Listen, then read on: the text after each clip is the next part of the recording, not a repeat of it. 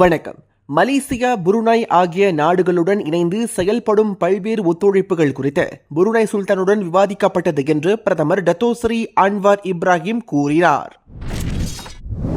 உலகளாவிய தகவல் தொழில்நுட்ப வீழ்ச்சியால் பாதிக்கப்பட்ட விமான நிறுவனங்கள் கோடிக்கணக்கிலான தங்களின் வர்த்தகம் முடக்கப்பட்டது.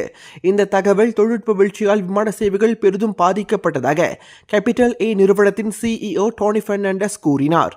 அதற்கு உரிய விளக்கத்தை மைக்ரோசாஃப்ட் நிறுவனம் தர வேண்டும் என்று அவர் கூறினார்.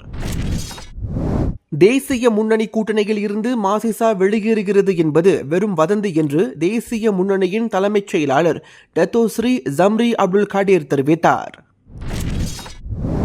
நெங்கிரி சட்டமன்ற இடைத்தேர்தலில் கிளாந்தான் மாநில அரசு அதிகாரியான சன் நஜாமான் முகமது என்பவரை பரிகத்தா நேஷனல் கட்சி சார்பாக களமிறக்க பர்சத்து கட்சியின் தலைமை தீவிரம் காட்டி வரும் நிலையில் விரைவில் இது தொடர்பாக அதிகாரப்பூர்வ அறிவிப்பு வெளியாகும் என்று எதிர்பார்க்கப்படுகிறது.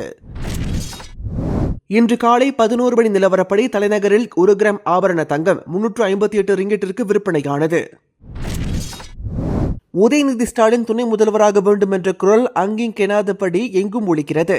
அவர் முறையாக கட்சியில் வளர்ந்தவர், கட்சி சட்டத்திட்டங்களுக்கு உட்பட்டவர். தமிழகத்தில் இன்று முதல் 6 நாட்களுக்கு ஓரிரு இடங்களில் மழை பெய்ய வாய்ப்புள்ளதாக வானிலை ஆய்வு மையம் தெரிவித்துள்ளது. வங்காளதேசத்தில் கலவரத்தை ஒடுக்கும் நோக்கில் போலீசாருக்கு கண்டதும் சுட உத்தரவளிக்கப்பட்டுள்ளது. அத்துடன் நாடு முழுவதும் ஊரடங்கு பிறப்பிக்கப்பட்டுள்ளதுடன் இணைய சேவைகள் மொத்தமாக முடக்கப்பட்டுள்ளது.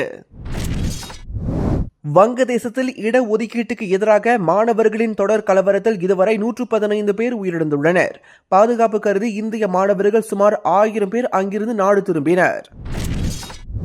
ஐரோப்பிய நாடான ஸ்பெயினில் சுற்றுலா பயணிகள் எண்ணிக்கை கடந்த ஆண்டை காட்டிலும் சுமார் 13.6% அதிகரித்துள்ளது.